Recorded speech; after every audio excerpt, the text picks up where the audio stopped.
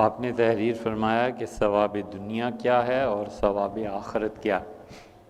قرآن کریم میں کئی جگہ پہ آیا ہے آتاہم اللہ ثواب الآخرہ، اللہ نے انہیں آخرت کا ثواب. ایسی اس طرح کی آیات حدیث میں بھی ایسے جملے آئے ہیں کہ اللہ نے انہیں دنیا کا ثواب عنایت فرمایا اور آخرت کا بھی، اور حسن ثواب الآخرہ، اور آخرت کا اچھا ثواب. لفظ ثواب کو اگر آپ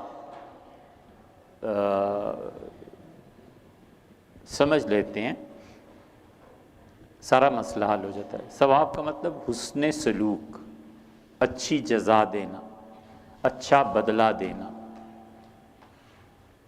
کسی بھی چیز کو لوٹانا، جو کچھ اس نے کیا ہے اس سے بڑھ کے اس کو دینا، اس کو لوٹانا، یہ ہے ثواب.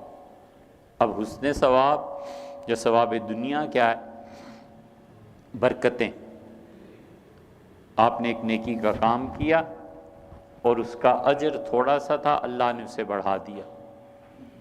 ایک آدمی نے نیکی کے کام کیے اور اللہ تعالیٰ نے یہ چاہا کہ صرف اسے ہی نہیں اس کی اولاد کو بھی اس میں شامل کر دیا جائے، تو اس نے تو نیکی کی تھی مثلاً 1 روپے کی اور اس کا اجر اسے 10 روپے مل جاتا. اللہ نے اس کو بڑھا کر 100 روپے کر دیا اور فرمایا 10 تم لے لو، 90 تمہاری اولاد کو دے دیں گے.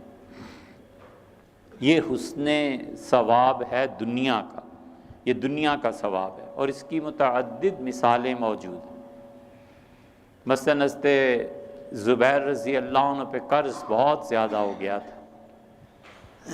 یہ جو لوگ اقربا پروری اور موروثی سیاست پہ زیادہ بولتے رہتے ہیں نا، انہیں یہ نہیں پتہ کہ اسلام کا مزاج یہ ہے کہ اگر آپ کے خاندان میں کوئی فرد اس کا اہل ہے، آپ دیانتداری سے سمجھتے ہیں کہ میرا بیٹا یہ کام ٹھیک طرح کر سکتا ہے، تو اس کو دینے میں کوئی حرج نہیں.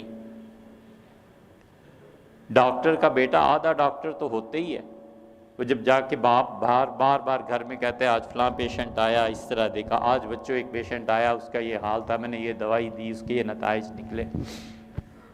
بیوی سے کہتا ہے کہ یہ جب ہوا کرے نا بچوں کو ایسے تو ایسے یہ دوا دے دیا کریں. تو ڈاکٹر کا بیٹا تو آدھا ڈاکٹر ویسے بھی بن جاتا ہے. وکیل کے بیٹے کو دیکھیں کیسے بولتا ہے، اس لیے کہ باپ اس کو ٹرین کرتا ہے نا. مولوی کا بیٹا آدھا ویسے ہی مولوی ہو جاتا ہے. تو دنیا میں جس شعبے میں لوگ کام کرتے ہیں، اگر ان کے بچے اسی شعبے کو سنبھال لیں یا اس شعبے میں اچھے ہوں تو ایک چیز خود بخود پوری ہو جاتی ہے، ریکوائرمنٹ. تو اسلام اس کو منع نہیں کرتا، وہ کہتا ہے ہاں یہ ضروری ہے کہ جس کو تم چوز کر رہے ہو اس کی تصویب، اس پہ مہر، اس پہ تصدیق شورا سے کراؤ. جو شورا بیٹھی ہوئی ہے وہ اس کی تصدیق کر دے بالکل ٹھیک ہے، نہیں کرتی تو ہٹا لو. متعدد واقعات اس کے ملے گے. تو موروثی سیاست جس کو اسلام مذمت کرتا ہے وہ نااہل کے ہاتھ دے دینا ہے، وہ غلط ہے. لیکن یہ کہ اتنی بھی پابندی نہیں ہے جتنی پابندی کا ڈھنڈورا آج کل پیٹا جاتا ہے. تو حضرت زبیر رضی اللہ عنہ پہ قرض بہت زیادہ ہو گیا تھا. تو جب جنگ جمل میں آئے ہیں ام المومنین رضی اللہ عنہ کے ساتھ، تو انہوں نے اپنے بیٹے عبداللہ کو بلایا، اور عبداللہ ابن زبیر رضی اللہ عنہ بہت زیادہ عبادت گزار اور رسول اللہ صلی اللہ علیہ وسلم کے جو انتہائی فرما بردار صحابہ کرام رضی اللہ عنہ میں سے تھے، ان میں سے ایک تھے. وہ حضرت معاویہ رضی اللہ عنہ کے ساتھ ان کے جھنڈے تلے کھڑے ہو کے کہتے تھے کہ حق علی کے ساتھ ہے، ادھر جاؤ. حضرت معاویہ رضی اللہ عنہ جب رپورٹ پہنچی تو بڑا غصہ آیا. انہوں نے بلا لیا حضرت زبیر رضی اللہ عنہ کو، اپنے بیٹے کو سمجھاؤ، میرے جھنڈے تلے کھڑا ہے اور کہتا ہے علی حق میں ہے، لوگوں کو کہتا ہے ادھر جاؤ. تو انہوں نے پوچھا نہ، یہ قصہ عبداللہ بن عمر بن العاص رضی اللہ عنہ کا ہے، یہ بھی پورا کر لیتے ہیں. تو عبداللہ ابن عمر نے پوچھا کہ بیٹے یہ کیا ہے؟ انہوں نے کہا حضور صلی اللہ علیہ وسلم نے فرمایا تھا اپنے باپ کی ماننا. تو ابا آپ ادھر کھڑے ہیں، آپ نے مجھے حکم دیا ہے، میں آپ کے ساتھ کھڑا ہوں، اور جہاں تک صحیح مسئلے کا تعلق ہے حق ادھر ہے علی کے ساتھ، یہاں تو اس وجہ سے کھڑا ہوں کہ حضرت نے فرما گئے تھے کہ وہ آپ کا ساتھ دیں۔ عبداللہ ابن زبیر رضی اللہ عنہ کا بھی یہی حال تھا۔ حضور صلی اللہ علیہ وسلم کے انتہائی فرما بردار جو لڑکے تھے، بالکل جوان تھے رسول اللہ صلی اللہ علیہ وسلم کی وفات کے وقت، 18-20 سال کے، پھر انہوں نے ساری خلافت راشدہ دیکھی ہے 40 برس، پھر 9 برس اپنی خلافت کے دیکھے ہیں، تو 50 60 70 برس کے، یہ تو ویسے بھی ان کی عمر بن جاتی ہے، تو بالکل گویا بچپن سے نکلے ہی تھے۔ تو انہوں نے اپنے بیٹے کو بولا، جب یہ 9 سال کے تھے نا، تو حضرت زبیر رضی اللہ عنہ اپنے اس بیٹے کو میدان جنگ میں آگے بٹھاتے تھے گھوڑے پہ اور لڑتے تھے، مارتے تھے۔ تو عبداللہ ابن زبیر نے نیزے، تلواریں، موت، یہ سب کھیل بچوں کے تھے ان کے لیے۔ تو انہوں نے بلا کے کہا کہ میرے بیٹے، اکبر ہمی علی الدین، آج کے دن میرے بچے مارا جاؤں گا، شہید ہو جاؤں گا، آج کے دن مظلوم بھی شہید ہوگا، اور آج کے دن دوسری طرف کے لوگ بھی شہید ہوں گے، اور میں مظلومی میں مارا جاؤں گا۔ اور سب سے بڑا دکھ، پریشانی، بوجھ قرض کا ہے۔ صحیح بخاری میں آیا، انہوں نے یہ کہا، اور انہوں نے کہا فلاں پلاٹ رسول اللہ صلی اللہ علیہ وسلم نے مجھے دیا تھا، یہ ہے خاندانی چیزیں۔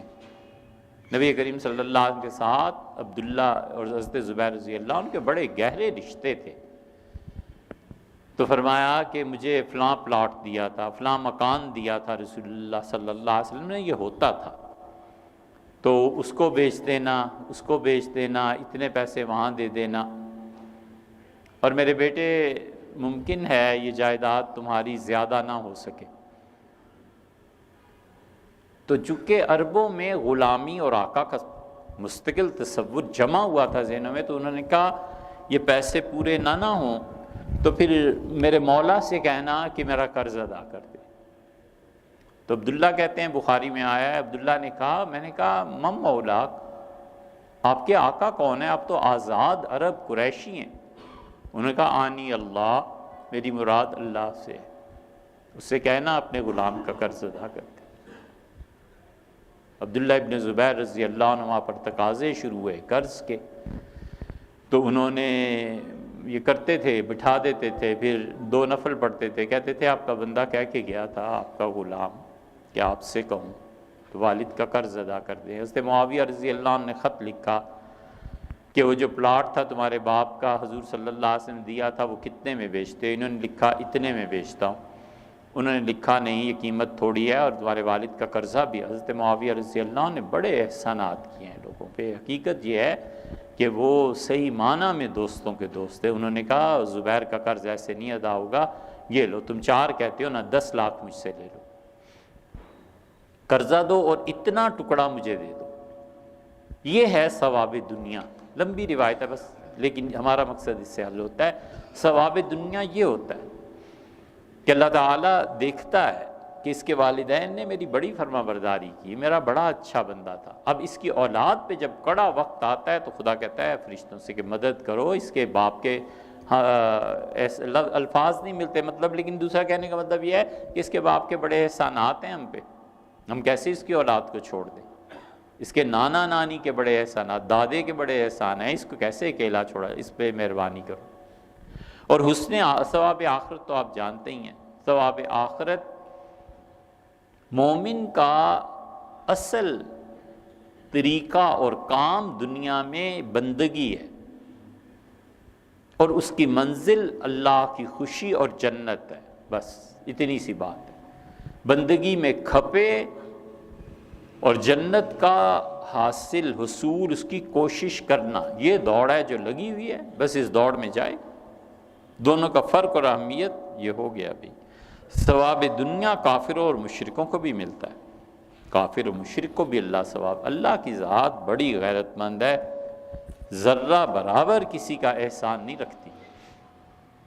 خدا کی یہ خاص عادت ہے، کوئی کر کے دیکھے اس کے ساتھ حسن سلوک، وہ منٹوں میں ایسے بدلے دے دیتا ہے کہ میرے ساتھ نیکی کرتے ہو نا، لو ہم تمہارے ساتھ یہ کر رہے ہیں، ایک ایک کے 1000 1000 دیتا ہے۔ کافر کو بھی، کافر کو حسن ثواب یا ثواب دنیا یہ ملتا ہے کہ اللہ سب سے بڑا انعام اس شخص پہ کرتا ہے، اسے ایمان کی دولت دے دیتا ہے۔ بخاری میں آیا ہے، حکیم ابن حزام رضی اللہ عنہ نے رسول اللہ صلی اللہ علیہ وسلم سے کیا تھا کہ اللہ کے رسول، زمانہ جاہلیت کفر کے دور میں نے جو کچھ خرچ کیا تھا، کیا مجھے اس کا کوئی اجر ملے گا؟